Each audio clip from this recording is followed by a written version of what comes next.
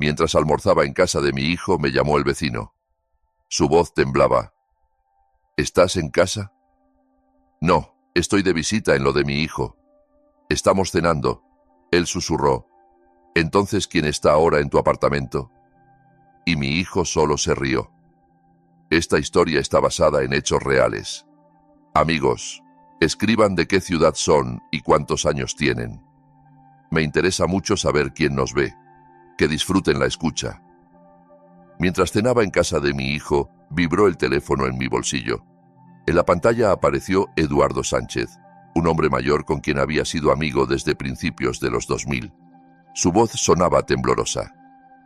¿Estás en casa?, preguntó en un susurro, como si temiera que alguien lo oyera. No, estoy de visita en lo de Gabriel. ¿Qué pasa? ¿Quién está en tu casa? Me quedé helado. El corazón me latió con fuerza. Me puse de pie de un salto. Agarré la chaqueta, pero Gabriel me bloqueó el paso, sonrió y como si fuera una broma dijo: «Tranquilo, papá, relájate, no hay nadie allí». Se reía demasiado fuerte, como si no tuviera miedo, sino que estuviera ganando tiempo. No sabía qué estaba ocultando exactamente, pero sentía que no era algo casual. Un par de días antes, había ocurrido otro incidente. A las 8 de la noche, la puerta de entrada se cerró de golpe con tanta fuerza que se me cayó la taza de las manos. Me di vuelta y vi a Gabriel irrumpiendo en la cocina como una ráfaga de viento, con su chaqueta de cuero, la misma que usó en su graduación. Se enganchó en el marco de la puerta, sus ojos inyectados en sangre, las manos temblando. «Papá, necesito dinero». Las palabras salieron como un disparo antes de que siquiera recuperara el aliento. 900.000. Coloqué la taza a medio beber en la mesa, junto a un montón de periódicos viejos y cartas. Intenté mantener las manos firmes, sin temblar. Por la ventana entraba una luz oblicua que proyectaba sombras largas en el rostro arrugado y cansado de mi hijo, con ojeras oscuras que no tenía un mes atrás. 900.000, repetí sin levantar las cejas. Gabriel empezó a pasearse por la cocina. Sus botas resonaban sordamente en el parquet, pasos nerviosos y erráticos. No podía quedarse quieto, ni siquiera mirarme a los ojos. En un momento, golpeó el puño contra la mesa y el salero saltó. Todo es complicado. Unos negocios no salieron bien. Tengo que cerrarlos urgente. Negocios, repetí con el rostro impasible. O deudas. Sus mejillas se sonrojaron. Se giró bruscamente y bloqueó la salida de la cocina. No es asunto tuyo. Solo sé que vendiste la tierra. Tienes el dinero. La finca la había vendido el año pasado. Era herencia de mi abuelo, luego de mi padre. 3 generaciones. Siempre pensé que me aseguraría una vejez tranquila. No había trabajado desde las 5 de la mañana durante 40 años para que el último dinero se fuera en algún sótano con ruleta. Me puse de pie y me acerqué a él, notando cómo sus manos temblaban ligeramente cuando creía que no lo veía. ¿A quién le debes? Se quedó inmóvil. A nadie, murmuró. Entonces, ¿por qué tiemblas? ¿Por qué llegas un viernes por la noche todo desaliñado con ojos de perro apaleado? No entiendes, susurró. No son gente que espere, ni que escuche sobre pagos a plazos. Había oído discursos similares antes. El año pasado pidió 400.000 para unas apuestas en carreras, como dijo entonces. Antes 300 por deudas de cartas. Cada vez juraba que era la última, que lo había entendido, que lo dejaba. No, hijo, dije con firmeza. Palideció, luego se sonrojó. Su rostro se torció. ¿Qué significa no? Significa que soy tu padre, y por eso digo no. Me giré hacia el fregadero, dándole la espalda a propósito. No quería ver cómo se justificaba. Sabía que todo eso ya lo habíamos vivido. ¿Llamas a esto complacencia? Se ahogó en sus palabras. ¿Y cómo lo llamas tú? Me di vuelta. Tienes 38 años, Gabriel. ¿Cuándo dejarás de correr hacia mí como un niño con la rodilla raspada? Me miró fijamente durante un largo rato. Su pecho subía y bajaba, y en sus ojos apareció algo ajeno. Hielo. Una extraña resolución casi maliciosa. Te arrepentirás de esto, viejo, siseó. Su voz era baja, apenas audible, pero cargada de una amenaza que me erizó la piel. ¿Crees que eres tan listo, sentado aquí acumulando millones, mientras tu hijo se hunde? Antes de que pudiera responder, se giró bruscamente, dio un paso hacia la puerta y la cerró de un portazo que hizo vibrar los vidrios. Vi cómo su viejo jeep se alejaba hacia la ciudad, levantando polvo por el camino rural. La casa se llenó de silencio opresivo. Solo los grillos afuera y el crujido del parquet viejo. Los 2 días siguientes evité la cocina, reparé la cerca, corté el pasto, arreglé el cobertizo. Pero cada vez que pasaba por allí parecía oír su voz. Te arrepentirás. El lunes por la mañana estaba sentado en el sillón con un café frío, mirando el reloj. A las 11:15 sonó el teléfono fijo. Su timbre cortante rompió el silencio como un cuchillo. Papá, hola. La voz de Gabriel era distinta, suave, casi alegre. No la de aquel viernes. Quería disculparme. Me pasé de la raya. No tenía razón. Arqueé las cejas. En 38 años nunca me había llamado solo para eso, mucho menos para disculparse. ¿En serio? ¿Así de simple? Sí. Pensé que tenías razón. No puedo seguir corriendo a ti. No es justo. Miré las fotos antiguas. Él, con 12 años en el garaje, con una llave en la mano junto al kart que armamos juntos. Ya lo hemos pasado, Gabriel. Esta vez es de verdad. Nadia y yo queremos invitarte a cenar. El miércoles ella cocina estofado de res con papas, el mismo de siempre. El estofado de ella salía impecable. Me sorprendí casi aceptando, aunque en mi mente giraban todas nuestras escenas pasadas. ¿Miércoles dices? ¿Dónde viven ahora? Nos mudamos. Calle Nogal, número 42, justo frente a la escuela. La casa azul con persianas blancas. Creo que no me lo había dicho, pero no lo corregí. Lo dictó rápido, como si lo leyera. Lo anoté en una servilleta por instinto. Nadia quiere que volvamos a ser una familia de verdad, agregó. Ya sabes cómo es. Le encanta cuando todos estamos en la mesa. Era cierto. Nadia siempre insistía en fiestas y comidas familiares, incluso cuando Gabriel refunfuñaba que no tenía tiempo. Era una de las pocas cosas que me gustaban de ella. Bueno, dije mirando la servilleta, creo que pasaré. Genial, papá. A las 6:30, no tardes. Y gracias por la segunda oportunidad. Colgó antes de que pudiera responder. Me quedé con el teléfono en la mano mirando los números. Calle Nogal 42. Algo en su tono me pareció ensayado. Pero quizás me equivocaba. Quizás era un intento real de arreglar las cosas. Quizás nadie había tomado el control. Tal vez. Todo el resto del día lo pasé con una opresión en el pecho. Incluso al apagar la tele por la noche y recorrer la casa, cerrando las cerraduras con más cuidado de lo usual, mi mirada volvía a esa servilleta en la mesa. Calle Nogal 42. A las 10 de la noche ya estaba en la cama, vestido, solo sin botas, mirando el techo. Las sombras de las aspas del ventilador se deslizaban por las paredes. El reloj marcaba 11 menos 13, luego 11:30, luego 11 menos 21. El sueño no llegaba. Cada vez que cerraba los ojos veía el rostro de Gabriel, no el de quien armaba motores conmigo en el garaje, sino el que me miró como a un enemigo el viernes. El hijo que crié nunca me habría visto así a su padre, aunque ese hijo tampoco se habría endeudado casi 1 millón con gente peligrosa. Recordé cómo un año atrás me llamó a las 2 de la madrugada. Supuestamente su jeep se había averiado cerca del casino. Cuando llegué, andaba tambaleante por el estacionamiento con la billetera vacía y el rostro magullado. Todo el camino a casa durmió en el asiento del pasajero, como cuando era niño y viajábamos a lo de la abuela en un pueblo lejano. Yo miraba la carretera y recordaba cómo en verano me traía las llaves.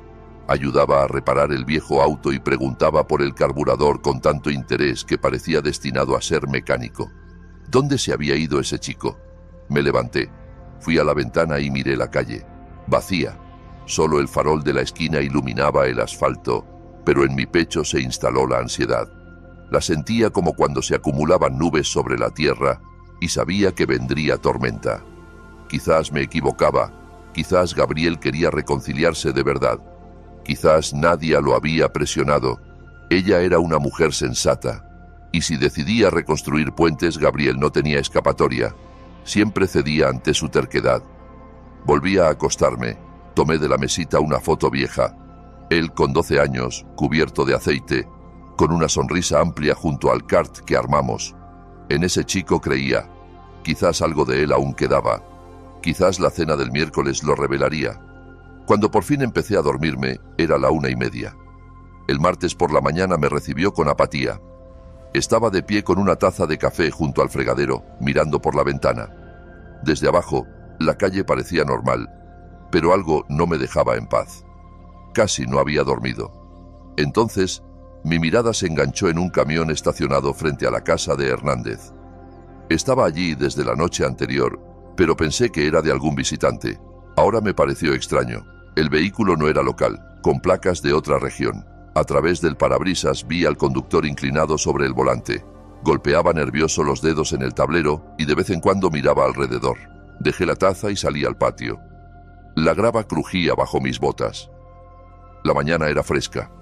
Los cantos de pájaros se mezclaban con el rumor distante de la carretera. Al acercarme, vi a un hombre de unos 45 años, pálido, con cabello ralo y mirada nerviosa. Golpeé la ventanilla. Se sobresaltó, luego la bajó. «Buenos días», dije cortés. «Todo en orden. Lleva aquí desde anoche». Sí, todo bien». Su voz era aguda como de adolescente y desviaba la mirada. El motor se sobrecalentó. «Estoy esperando que se enfríe». «Entiendo un poco», dije. 40 años reparando desde tractores hasta furgonetas. «¿Te ayudo?» «Gracias. No hace falta», respondió rápido. «Parece que no es eso. Quizás la electricidad o el carburador». En la caja trasera había herramientas tiradas, pero no parecía un reparador. Sus dedos apretados en puños, nudillos blancos. «Bueno, si necesitas, vivo enfrente. Víctor Portillo». Señalé mi casa y él siguió el gesto con demasiada atención. «Hay un taller de autopartes a 2 kilómetros. Si quieres, pasa». «Gracias. Muy amable, Víctor». Cerró la ventanilla apresurado y me alejé, pero me giré una vez más. Seguía golpeando los dedos mirando mi casa como esperando una señal. Terminé el café adentro, de pie junto a la ventana. El número de placa se me grabó, PLB-4729. No sabía por qué, pero sentí que podría servir. Al mediodía, cuando salí por el correo, el camión había desaparecido. Llegó el miércoles. El clima era cálido, soleado, de esos que hacen todo posible. Durante el día oscilé entre esperanza y dudas, y el incidente del camión empezó a parecer una invención, hasta que me recordé que mi intuición rara vez fallaba. A las 5:30 empecé a prepararme. Saqué del armario el traje azul, un poco gastado en los codos pero aún en forma. Lustré los zapatos hasta que brillaron. Elegí una corbata discreta. Verifiqué que tuviera efectivo en la billetera. Del sótano saqué una botella de Cabernet guardada para ocasiones especiales. En el espejo me vi como un padre queriendo verse digno ante su hijo. Mezcla de alegría y tristeza. ¿Cuántos años sin cenar en paz, sin pedidos, sin acusaciones? ¿Cuántos años sin que me invitara solo por placer? Al salir, me topé con Eduardo. Regaba las flores junto a la cerca. «Mira qué elegante, Víctor», dijo, con una sonrisa amable. «¿Algún motivo?» «Sí. Gabriel me invitó. Cena familiar». Levanté la botella. La primera en mucho tiempo. «Me alegro. La familia es lo principal, sobre todo a nuestra edad. Qué bueno que se reconcilien». «Veremos, Eduardo, veremos. Todo empieza con un paso», asintió. «Lo importante es el primero». El camino al barrio, donde ahora vivía Gabriel, pasó como en un sueño. Recorrí las calles conocidas de Rivera, crucé el puente sobre el riachuelo que daba nombre al pueblo. Todo era familiar, pero de pronto cobraba otro sentido. La casa en calle Nogal 42, azul con persianas blancas, césped parejo, ventanas iluminadas, acogedora. Aparqué detrás de un Skoda plateado, probablemente de Nadia. En el espejo me arreglé el cuello, tomé la botella. Por la ventana vi movimiento adentro.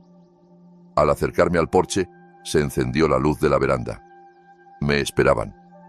Toqué el timbre. La puerta se abrió antes de que el sonido se apagara.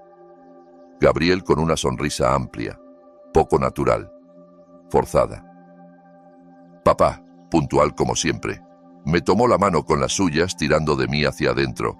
Su voz sonaba ensayada, alegre pero con un matiz falso. De inmediato apareció Nadia, como si hubiera estado esperando detrás. Tomó la botella con manos temblorosas. «Víctor, qué detalle. El vino es perfecto. No tenías que traer nada». Las palabras caían como guisantes. Adentro todo relucía. Olía a pulido fresco y carne estofada. En la mesa, rosas en cristal. Todo impecable. Cada servilleta alineada. «Dame la chaqueta, papá». Ya estaba Gabriel detrás con voz insistente. «La corbata. Te queda genial». Me sentí no en una cena, sino en un escenario. Decorados alrededor, actores. Todo demasiado perfecto. Incluso la vajilla no era la que recordaba. Demasiado nueva, demasiado fina. «Gabriel ha hecho tanto en la casa», decía Nadia, señalando la mesa perfectamente servida. «Se esfuerza mucho, todo solo». Gabriel abrió la botella con aire de mago, como si lo hubiera practicado.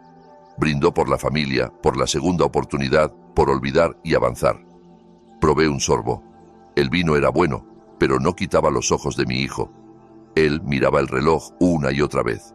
Sonreía, pero cada vistazo al tiempo apretaba los labios un poco más. «¿Cómo va el trabajo?», pregunté cortando un trozo perfecto de carne. «Mejor que nunca», exclamó. «Nuevos contratos, todo estable, como de manual». Nadia asentía. «Sí, se esfuerza mucho. Es otro hombre». Pero sus manos no paraban quietas. Vertía agua, movía cuchillos, con una sonrisa temblorosa. La charla fluía, pero en círculos. Yo preguntaba. Ellos desviaban. Sobre deudas, silencio. Sobre trabajo, generalidades. Y Gabriel recordaba la infancia, como cuando derramó aceite en el viejo auto. Todo parecía demasiado pulido. Entonces sonó mi teléfono. El timbre cortó la cena abruptamente, como un cuchillo. El vino a medio beber, platos llenos y el sonido estridente. Como si alguien arrancara el tiempo de esa escena para mostrar que detrás de las velas y el porcelana había algo más importante. «Disculpen, veo quién es», dije levantándome. En la pantalla apareció Eduardo Sánchez. Gabriel se quedó quieto, la cuchara suspendida, la mirada tensa. «Oh, no te preocupes, papá», contesta. Su voz mantenía el tono teatralmente amable, pero en sus ojos asomó algo. Ansiedad, irritación. «Eduardo». Presioné el teléfono al oído, apartándome un poco. «No quería molestarte, pero estás en casa. Vi tu auto esta tarde, pero ahora dudo». «No. Estoy en lo de Gabriel, en calle Nogal». «¿Pasó algo?». Al otro lado hubo una pausa. Luego la voz de Eduardo se puso seria. «Hay alguien con una linterna en tu casa». «Hace unos 10 minutos. En la sala, luego en la cocina. Ahora subieron al segundo piso. No hay luz normal, solo haces como de linterna frontal o de mano». Gabriel dejó caer el tenedor, que golpeó el porcelana con un tintineo sordo.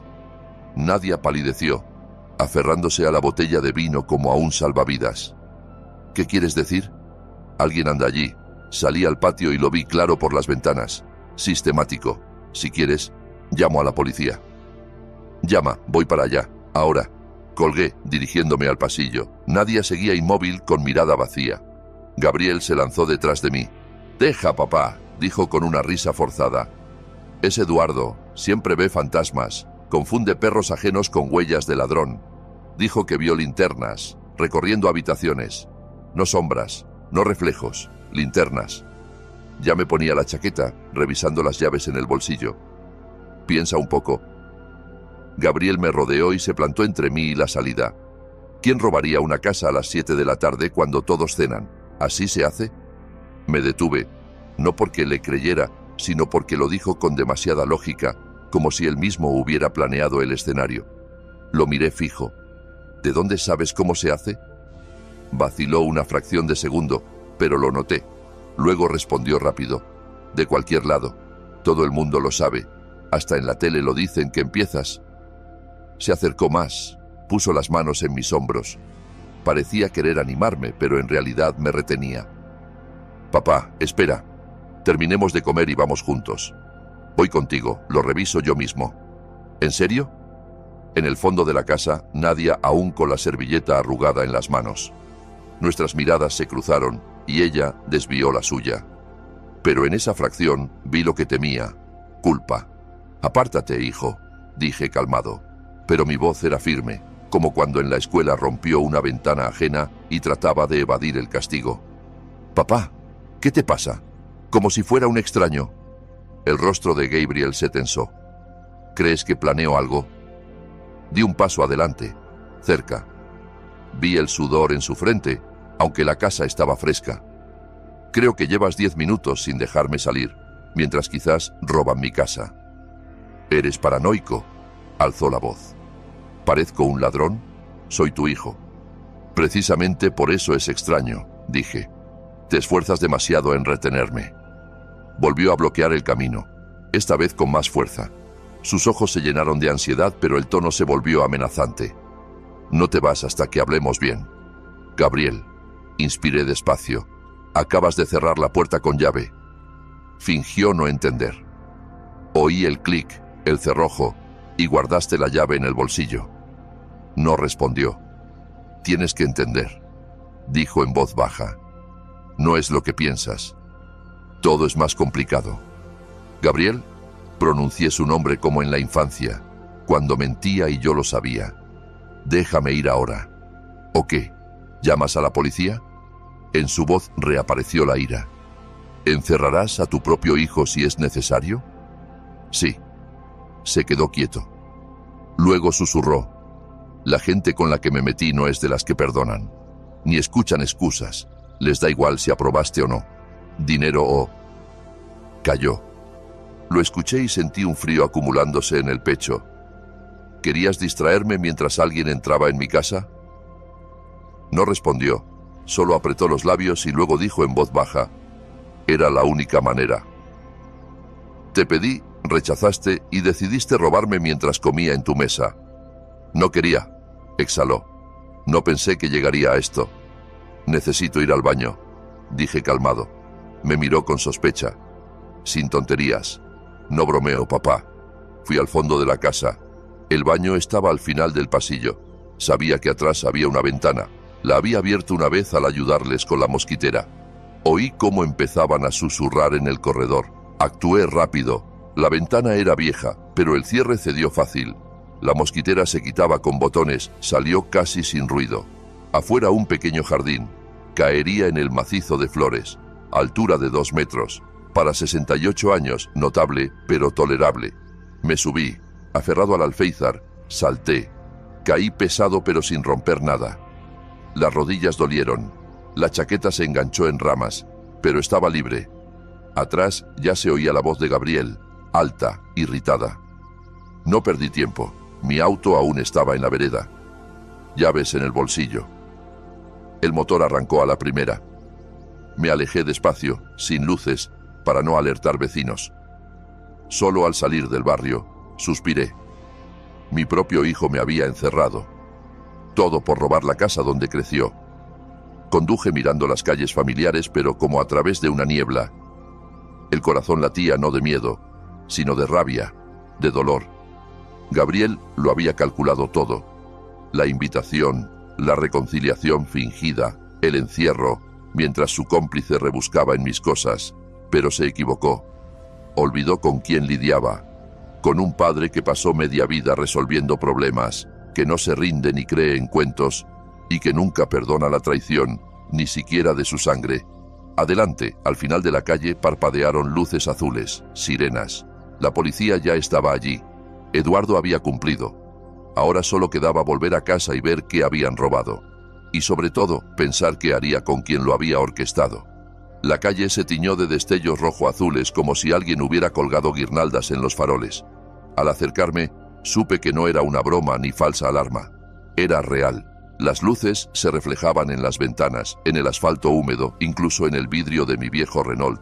En la puerta había 2 patrulleros, un tercero en la vereda. Los vecinos se agrupaban, susurraban, algunos filmaban con celulares. Al bajar del auto, se acercó el oficial Serrano, un hombre robusto de unos 50, con rostro cansado pero amable.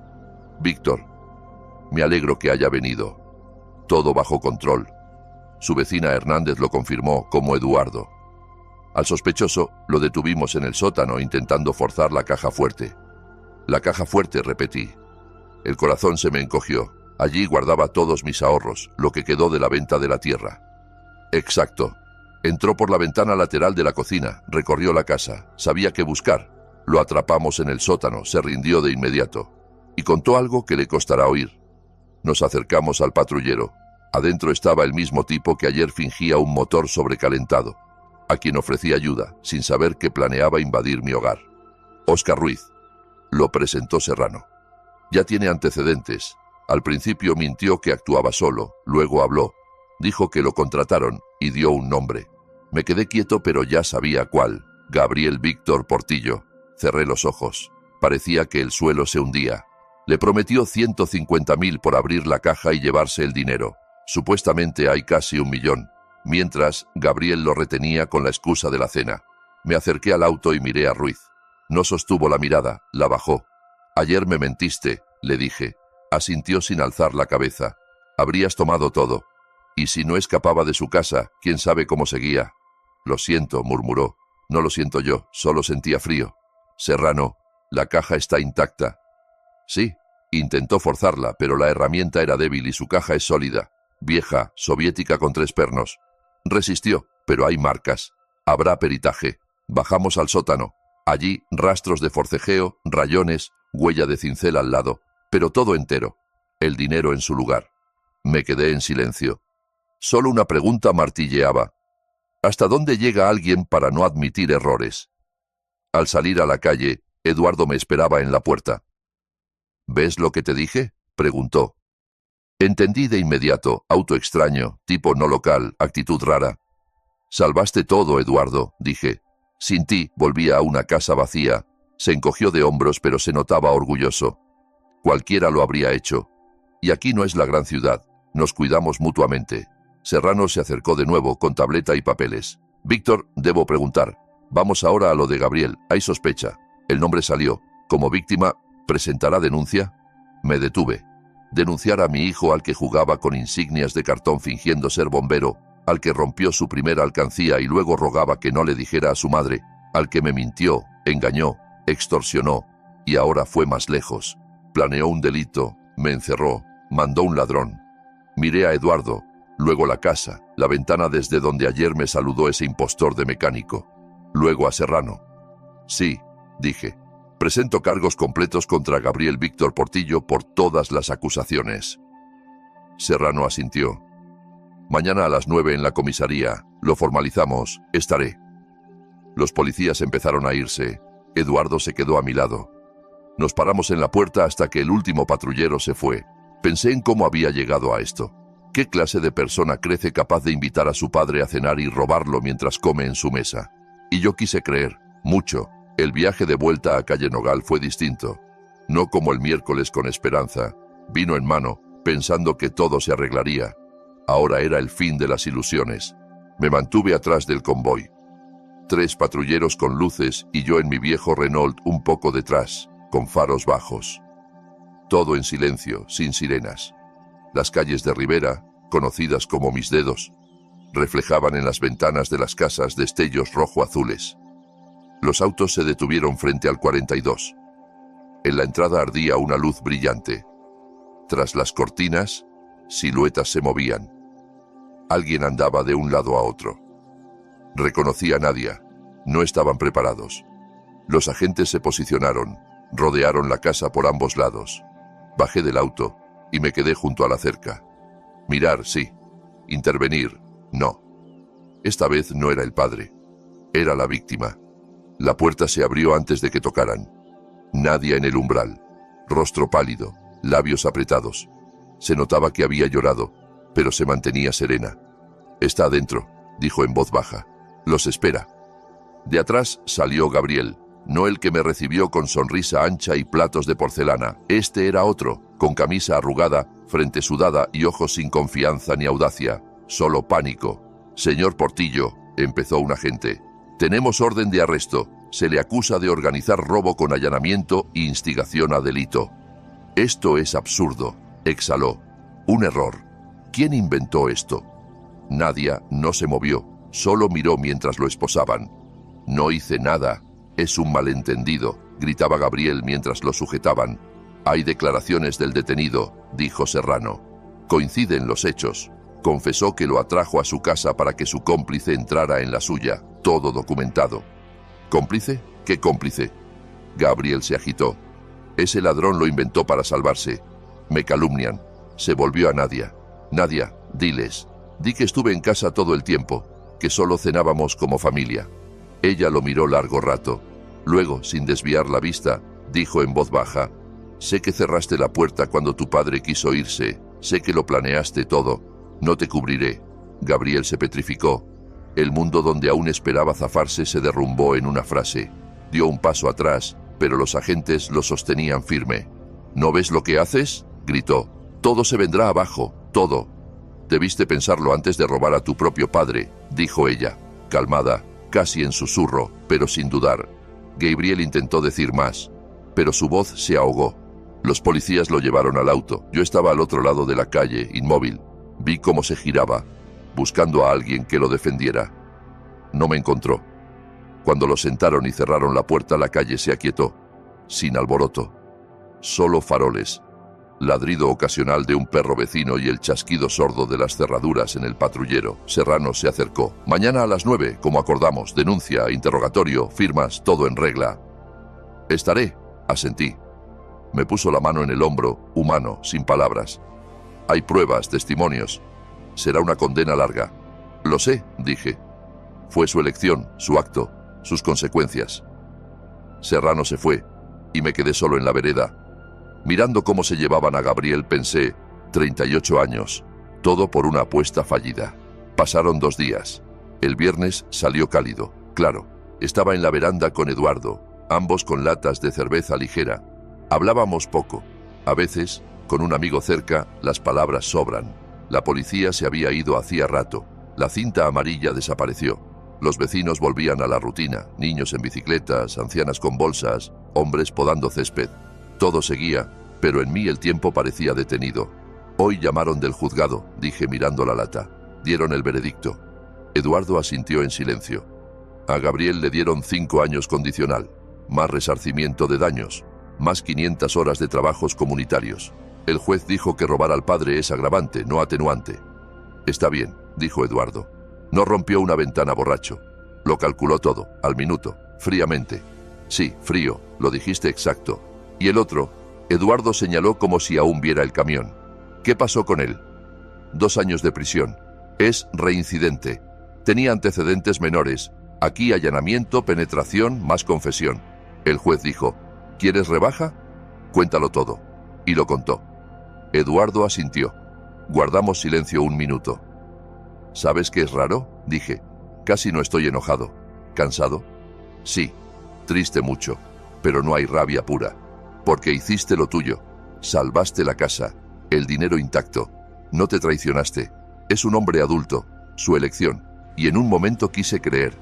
Que la cena era solo cena. Que volveríamos a domingos, nietos, todo real. Todos queremos eso. No somos bestias, menos los padres. Está en nosotros creer, aunque sea tarde. Suspiré. Nadia llamó ayer. Dice que pide el divorcio. Hace bien, asintió Eduardo. Le queda media vida. Con alguien así volverá a empezar. Solo necesita un pretexto. Dijo que no quiere ser esposa de quien vende a su familia por unas apuestas. Mujer inteligente. Lástima que no antes. Callamos de nuevo. Lejos, niños gritaban jugando a las escondidas. ¿Lo tratarán?, preguntó Eduardo. El juez lo ordenó. Programa obligatorio por adicción al juego. Cursos, grupos, psicólogo. Lo llevará el oficial. ¿Servirá? No sé. Hay que cambiar por dentro. No todos lo logran. Tomé un sorbo. La amargura no era de la cerveza, sino de los pensamientos. Entiende, Eduardo, 40 años en el campo, reparaciones, la tierra. Ahorré, conté, guardé poquito a poco. Casi se va todo. No a un banco, no a un negocio, no a la vida, a un pozo negro. Pero no se fue, porque miraste por la ventana. Eduardo sonrió. Viejo reflejo militar, 20 años en turno nocturno, oídos atentos, ojo alerta. Así aquí, gracias, no solo por la llamada, sino por no ignorarlo. Movió la mano. Aquí no es la capital, nos cuidamos, eres confiable, nos conocemos hace años. El sol se deslizó por el techo, tocando suave el viejo porche. Pensé que quizás no todo estaba perdido. La casa en pie, dinero seguro. La verdad salió. Y hay gente real cerca. Mi hijo eligió. Que pague. Al día siguiente desperté sin alarma. Por primera vez en días, sin ansiedad en el pecho. No era paz total, pero claridad. Por la mañana revisé el sótano entero, donde está la caja. Puse un candado extra en la puerta, cambié bisagras. Llamé a un técnico. Instaló sensores de movimiento alrededor, botón de pánico en la entrada. Reforzó cerraduras en ventanas. No por miedo, sino por entender. La seguridad no se deja al azar. Antes parecía innecesario. Vivía tranquilo, modesto. Conocía a cada vecino por nombre. A veces dejaba llaves en un clavo bajo el techo al ir al huerto. Ahora cambió. Gabriel intentó robar no solo dinero. Quiso quitar mi paz. Esa sensación de tener un rincón propio, fe en el orden y la gente cercana. Quiso dejarme sin ahorros y sin base. Eso se perdona más difícil.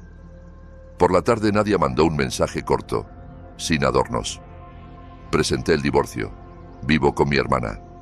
Perdón por no verlo antes. Cambió mucho. No pude detenerlo. Lo leí 3 veces. Dejé el teléfono en la mesita. Respondí breve, no es tu culpa. Cuídate. Luego estuve largo rato en la ventana. Afuera todo igual. Hernández podaba arbustos, niños de los Pérez corrían en pelota. La tienda enfrente iluminada, abierto hasta las 9. Adentro, diferente. Pensaba que lo ocurrido no era inicio ni fin, sino punto de partida. Nueva línea. Sin ilusiones, pero sin furia. No odiaba a Gabriel, ni lo compadecía. Era adulto, eligió, yo elegí. Él optó por manipulación y miedo. Yo por defensa y verdad. Quedó solo. Yo con casa, conciencia y un par de personas reales. Y eso es mucho. Por la mañana salí al porche con una taza de café fresco. Buen clima, brisa ligera, sol suave. Me senté en el viejo sillón, estiré las piernas. Y por primera vez en días, sentí que el silencio no oprime. Cura, la calma volvía no con fanfarrias ni victorias, sino en sensaciones cotidianas. Taza caliente en manos, crujido familiar de tablas bajo pies, risas alegres de niños vecinos. Eso es la vida, no perfecta, pero propia. Miré la casa, paredes firmes, ventanas limpias, adentro orden. Todo en su lugar, controlado, honesto. ¿Sabes qué es lo más extraño de esta historia? Le dije un día a Eduardo en la veranda. Se apartó de su botella de refresco, me miró atento y cálido. Esa cena, sentado con Gabriel y Nadia, todo reluciente, platos alineados, velas encendidas, y adentro, la sensación de no estar en una casa, sino en un teatro. ¿Cómo? Sonrío, y sé que nada es real. No puedo decir que falla. Instinto, dijo Eduardo. De padre. Lo conoces desde chico. Sientes cuando miente. Aunque calle. Sí, asentí. Y porque quise creer. Mucho. Nietos, comidas, domingos, volver atrás. No es error, es normal. Sin esperanza, no somos humanos. Callamos. Miré la calle tranquila, a Hernández regando flores, a niños Pérez en bicicletas, al final de la vía donde estuvo ese camión foráneo. Quiso robarme no solo dinero, dije. Quiso arrancar el suelo bajo mis pies, lo que da sentido a la vejez, paz, respeto, seguridad. Pero no pudo, respondió Eduardo calmado. Te levantaste a tiempo, no cediste, no ignoraste, no perdonaste en vano. Sí, solo que ahora vivo distinto. Confianza con clave, puerta con cadena, esperanza con cautela. Eduardo rió por lo bajo. Esperanza con ojos abiertos no es ingenuidad, es fuerza. Sonreí. Bien dicho, escribe un libro. Mejor te ayudo a reparar el cobertizo. Reímos ambos. Suave, sin ostentación. Risa sincera, como alivio tras un resfrío largo. Pasó otra hora. Eduardo se fue a su casa, yo me quedé. Sol bajando al horizonte. En el vidrio, reflejo del farol. Sentado en el porche de mi casa. Caja en sótano. Cerca reforzada, cerraduras sólidas y, sobre todo, conciencia limpia. Mi hijo ya no cerca, pero yo conmigo. Y eso vale. Eduardo tenía razón. Vecinos reales son los que no preguntan si hace falta, actúan, como él, como debemos ser. No por fama, sino porque no se puede de otro modo. La historia no fue cuento. Gabriel no se arrepintió. Nadia se fue, yo quedé con lo que hay. Pero sabes, a veces basta. Techo propio, verdad propia. Y silencio que no asusta, cura, aunque con un ojo entreabierto, pero con paz adentro. Si les gustó esta historia, den like, suscríbanse al canal y compartan sus impresiones en los comentarios. Para oír la siguiente, toquen la ventana a la izquierda.